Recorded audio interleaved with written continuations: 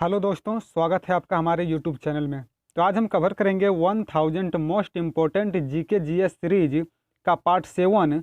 Part 1 से part 6 तक हमने ऑलरेडी कवर कर लिया है। अगर आपने नहीं देखा है तो डिस्क्रिप्शन में लिंक है, आप वहां से जाकर देख सकते हैं। इस वीडियो में हम कवर करेंगे 25 most important GK with detail.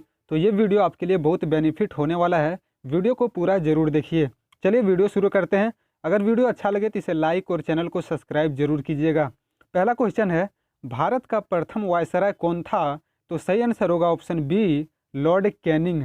Lord Canning Bharat का प्रथम वायसराय था। तो ध्यान रखिएगा। कुछ महत्वपूर्ण बिंदु है जिसे हम देख लेते हैं जो एग्जाम की दृष्टि से इम्पोर्टेंट है। जैसे भारत का अंतिम वायसराय कौन था? तो भारत का अंतिम वायसराय लॉर्ड माउंटबेटन, और भारत का प्रथम गवर्नर जनरल ये भी लॉर्ड माउंटबेटन था। तो ये दोनों आप ध्यान रखिएगा। भारत का प्रथम भारतीय गवर्नर जनरल सी राजगोपालाचारी थे। तो आप इसे भी ध्यान रखिएगा, एग्जाम में पूछा जाता है। नेक्स्ट क्वेश्चन चलते हैं। अगला क्वेश्चन है, विश्व बैंक का मुख्यालय कहाँ स्थित है? तो ये अमेरिका के वाशिंगटन डीसी में स्थित है। ऑप्शन बी सही होगा, वाशिंगटन डीसी। ये कहाँ पे स्थित है? तो अमेरिका यूएसए में स्थित है। यहाँ पे आपको कुछ इंपॉर्टेंट फैक्ट ध्यान रखना है। जैसे विश्व बैंक का स्थापना कब होता है? तो विश्व बैंक का स्थापना 1944 में ब्रेटन वुड्स सम्मेलन के दौरान होता है। तो ये चीज़ आप जरूर ध्यान रखिएगा कि ब्रेटन वुड्स सम्मेलन एग्जाम में पूछा जाता है। वर्तमान में विश्व बैंक का जो हेड है, अध्यक्ष है, वो डेविड मालपास है। तो इसे भी ध्यान रखिएगा। नेक्स्ट क्वेश्चन चलते हैं। अगला क्वेश्चन है, चीनी यात्री वेनसोंग ने किस विश्वविद्यालय में अध्ययन किया? तो चीनी यात्री वेनसोंग ये भारत आए थे नालंदा विश्वविद्यालय में अध्ययन करने के लिए। तो ऑप्शन ये सही होगा, नालंदा विश्वविद्यालय। दोस्तों, इनका एक बहुत ही फेमस किताब है जिसका नाम है CU की, एग्जाम में पूछा जाता है। तो ध्यान रखिएगा। नेक्स्ट क्वेश्चन चलते हैं। अगला क्वेश्चन है, कौन सा रक्त समूह सर्वदाता कहलाता है?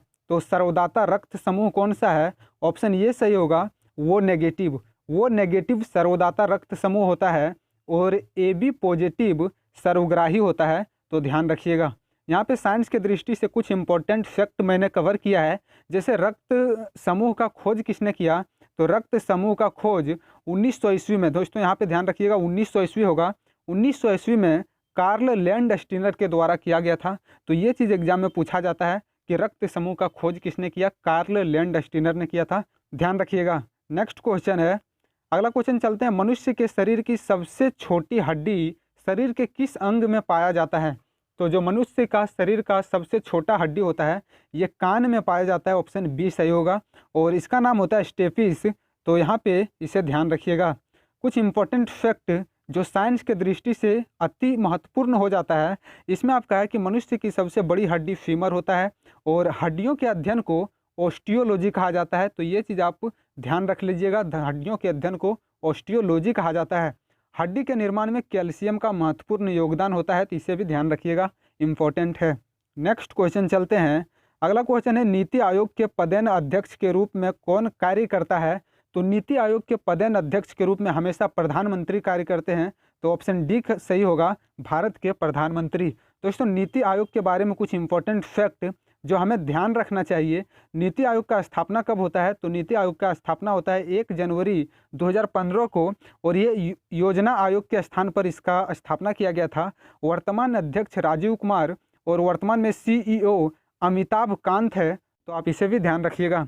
नेक्स्ट क्वेश्चन चलते हैं। अगला क्वेश्चन है, मादा एनाफिलीज मच्छर के काटने से कौन सा रोग होता है? तो मादा एनाफिलीज मच्छर, इसके काटने से मलेरिया रोग होता है। ऑप्शन बी सही होगा, मलेरिया।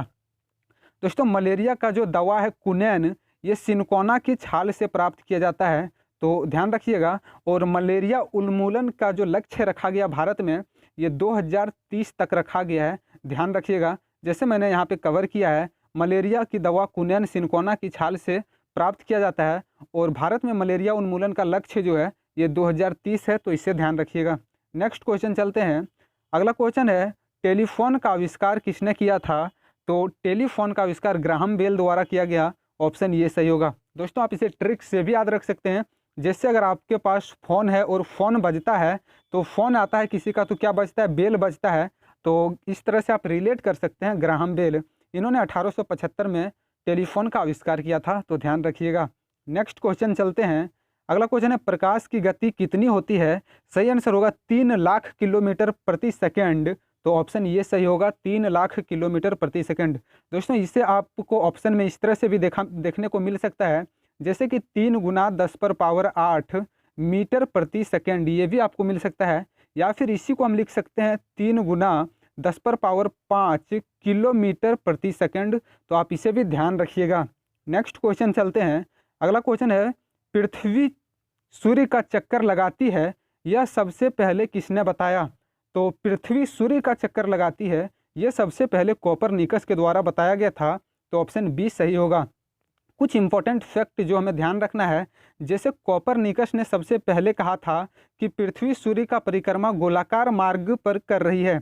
तो ध्यान रखिएगा, कोपरनिकस ने कहा था कि पृथ्वी सूर्य का परिक्रमा गोलाकार मार्ग पर कर रही है, जबकि केपलर ने कहा था कि पृथ्वी सूर्य का परिक्रमा दीर्घवृत्ताकार मार्ग पर कर रही है। तो ये दोनों आप ध्यान रखिएगा, दोनों पूछा जाता है। नेक्स्ट क्वेश्चन चलते हैं। अगला क्वेश्चन है जलियांवाला बाग हत्याकांड कब हुआ था? सही आंसर होगा 13 अप्रैल 1919 को ये जलियांवाला बाग हत्याकांड हुआ था। तो ऑप्शन डी सही होगा 1919।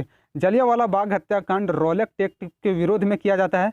तो देखिए यहाँ पे आपसे पूछा जा सकता है कि जलियांवाला बाग हत्याकांड किस घटना के विरोध में किया गया था? तो सही आंसर होगा रॉलेट एक्ट। और जलियांवाला बाग ये पंजाब के अमृतसर में स्थित है, इसे भी ध्यान रखिएगा। नेक्स्ट क्वेश्चन चलते हैं। अगला क्वेश्चन है खिलजी वंश का प्रथम शासक कौन था? तो सही आंसर होगा ऑप्शन बी जलालुद्दीन फिरोज खिलजी। जलालुद्दीन फिरोज खिलजी ये खिलजी वंश के प्रथम शासक था, तो ध्यान रखिएगा। नेक्स्ट क्वेश्चन चलते हैं। चार मीनार कहाँ स्थित है? तो चार मीनार हैदराबाद में स्थित है, ऑप्शन बी सही होगा। दोस्तों चार मीनार का निर्माण कुली कुतुब शाह द्वारा किया गया था और इसका निर्माण 1551 में किया गया था, तो ध्यान रखिएगा। यहाँ पे आपको इंपॉर्टेंट फैक्ट में चार मीनार का निर्माण कुली कुतुब शाह द्वारा 1591 में किया गया। और अगर आपसे पूछे हैदराबाद किस नदी के किनारे स्थित है, तो सही आंसर होगा मूसी नदी, इसे भी आप ध्यान रखिएगा। नेक्स्ट क्वेश्चन चलते हैं। अगला क्वेश्चन है अलमाटी बांध का निर्माण किस नदी पर किया गया था? तो इसका सही आंसर होगा ऑप्शन डी कृष्णा नदी पर। कृष्णा नदी पर अलमाटी बांध का निर्माण किया गया है। अलमाटी बांध का निर्माण 2005 में किया गया और इसका दूसरा नाम लाल बहादुर शास्त्री बांध है, तो इसे भी ध्यान रखिएगा। ये कर्नाटक में स्थित है। दोस्तों आपसे एक क्वेश्चन पूछा जा रहा है कि लाल बहादुर शास्त्री एयरपोर्ट कहाँ है, इसे आपको कमेंट करके बताना है। तो चलिए अगला क्वेश्चन चलते हैं। अगला क्वेश्चन है गेटवे ऑफ इंडिया कहाँ स्थित है? सही आंसर होगा ऑप्शन सी मुंबई। मुंबई में गेटवे ऑफ इंडिया स्थित है और इसका निर्माण 1911 में राजा जॉर्ज पंचम के स्वागत में इसका जो है आधारशिला रखा गया था, तो इसे ध्यान रखिएगा। नेक्स्ट क्वेश्चन चलते हैं। अगला क्वेश्चन है निम्नलिखित में से कौन सा एक तत्व नहीं है? तो दोस्तों तत्व उसे कहते हैं जो एक प्रकार के अणु से मिलकर बना होता है, उसे तत्व कहते हैं। एक ही प्रकार के समूह से मिलकर बने पदार्थ को तत्व कहते हैं। तो यहाँ पे आपको देख रहा होगा ऑप्शन बी पानी। तो दोस्तों पानी हम जानते हैं हाइड्रोजन और ऑक्सीजन के निश्चित अनुपात से मिलता है, H2O इसका फॉर्मूला होता है। तो पानी तत्व नहीं है बल्कि पानी एक यौगिक है, आप ध्यान रखिएगा। ऑप्शन 20 का सही होगा, पानी तत्व ना होकर के एक यौगिक है। इंपॉर्टेंट फैक्ट में कुछ महत्वपूर्ण बिंदु आप यहाँ ध्यान रख सकते हैं। जैसे कि देख सकते हैं एक ही प्रकार के अणु से मिलकर बने पदार्थ को तत्व कहते हैं। तो ये डिफिनेशन आप जरूर याद रखिए, आपको बहुत काम आने वाला है। एग्जाम्पल के रूप में देख सकते हैं यहाँ पे आयरन हो गया, कॉपर हो गया, पोटासियम हो गया, ये सब जो है सो तत्व है। नेक्स्ट क्वेश्चन चलते हैं। अगला क्वेश्चन है ताजमहल का निर्माण प्रक्रिया कब शुरू किया गया था? तो ताजमहल का निर्माण प्रक्रिया 1632-33 ईस्वी में किया गया था, तो ऑप्शन बी सही होगा। अब आपसे पूछा जा सकता है कि ताजमहल का जो वास्तुकार था ये कौन था? तो ताजमहल का वास्तुकार उस्ताद अहमद लाहौरी था, इसे ध्यान रखिएगा, इंपॉर्टेंट है, एग्जाम में पूछा जाता है। और ये 1653-54 में बनकर तैयार हो गया, तो इसे भी ध्यान रखिएगा। नेक्स्ट क्वेश्चन है राष्ट्रीय शिक्षा दिवस कब मनाया जाता है? सही आंसर होगा ऑप्शन डी 11 नवंबर। 11 नवंबर को राष्ट्रीय शिक्षा दिवस मनाया जाता है। क्यों मनाया जाता है ये भी आपसे पूछा जा सकता है। तो भारत का प्रथम शिक्षा मंत्री मौलाना अबुल कलाम आज़ाद के जन्म दिवस पर मनाया जाता है, तो ध्यान रखिएगा। भारत में जो राष्ट्रीय शिक्षा दिवस है ये मौलाना अबुल कलाम आज़ाद के जन्म दिवस पर मनाया जाता है और ये मौलाना अबुल कलाम आज़ाद भारत के पहले शिक्षा मंत्री थे। नेक्स्ट क्वेश्चन चलते हैं। अगला क्वेश्चन है खेल दिवस कब मनाया जाता है? तो खेल दिवस 29 अगस्त को मनाते हैं, ऑप्शन बी सही होगा। 29 अगस्त को हॉकी के जादूगर मेजर ध्यानचंद जी का जो जन्म दिवस है, इस पर राष्ट्रीय खेल दिवस मनाया जाता है, तो इसे ध्यान रखिएगा। हॉकी भारत का राष्ट्रीय खेल है, इसे भी ध्यान रखिएगा। नेक्स्ट क्वेश्चन चलते हैं। अगला क्वेश्चन है, भारत के संविधान में की मसौदा समिति के अध्यक्ष कौन थे? तो मसौदा समिति के अध्यक्ष डॉक्टर भीमराव अंबेडकर को बनाया गया था, तो ऑप्शन सी करेक्ट होगा। दोस्तों यहाँ पे आपको कुछ इंपॉर्टेंट फैक्ट ध्यान में रखना है। जैसे संविधान सभा का पहली बैठक कब होता है? तो 9 दिसंबर 1946 को संविधान सभा का पहली बैठक होता है, और 26 नवंबर 1949 ईस्वी को संविधान बनकर तैयार हो गया था, इसे भी ध्यान रखिए। यही कारण है कि 26 नवंबर को हम प्रत्येक साल संविधान दिवस के रूप में मनाते हैं, ध्यान रखिएगा, इंपॉर्टेंट है। नेक्स्ट क्वेश्चन चलते हैं। करो या मरो का नारा किसने दिया? सही आंसर होगा ऑप्शन बी, महात्मा गांधी। महात्मा गांधी द्वारा करो या मरो का नारा दिया गया था। तो ये जो है आपसे पूछा जा सकता है किस आंदोलन का हिस्सा है? तो भारत छोड़ो आंदोलन में महात्मा गांधी ने करो या मरो का नारा दिया था 1942 में, तो इसे भी ध्यान रखिएगा। अगला क्वेश्चन चलते हैं। पेम्बा द्वीप निम्नलिखित में से किस की खेती के लिए प्रसिद्ध है? तो पेम्बा द्वीप किसकी खेती के लिए प्रसिद्ध है, ये आपसे पूछा जा रहा है। सही आंसर होगा ऑप्शन सी, लौंग। तो पेम्बा द्वीप पर लौंग की खेती होता है। और पेम्बा द्वीप कहाँ स्थित है? तो ये हिंद महासागर की जो मन्नार की खाड़ी है, यहाँ पे स्थित है। हिंद महासागर के मन्नार की खाड़ी में स्थित है, ध्यान रखिएगा, इंपॉर्टेंट है। नेक्स्ट क्वेश्चन चलते हैं। एक संपीड़ित स्प्रिंग में कौन सी ऊर्जा होती है? तो दोस्तों संपीड़ित स्प्रिंग मतलब होता है जो स्प्रिंग को दबा दिया जाता है। अगर किसी स्प्रिंग को आप दबा देते हैं तो उसमें कौन सा ऊर्जा होता है? तो सही आंसर होगा ऑप्शन ये, स्थितिज ऊर्जा। तो संपीड़ित जो स्प्रिंग होता है इसमें स्थितिज ऊर्जा होता है। इसका कुछ इंपॉर्टेंट फैक्ट ध्यान में रखना है। जैसे चाबी वाली जो घड़ी होती है उसमें कौन सी ऊर्जा होती है? तो उसमें भी स्थितिज ऊर्जा होती है, और स्थितिज ऊर्जा का फॉर्मूला होता है mgh, मास गुने जो ग्रेविटी है और जो हाइट है, ये होता है स्थितिज ऊर्जा का फॉर्मूला। तो दोस्तों आज हमने कवर किया 25 मोस्ट इंपॉर्टेंट जीके क्वेश्चन।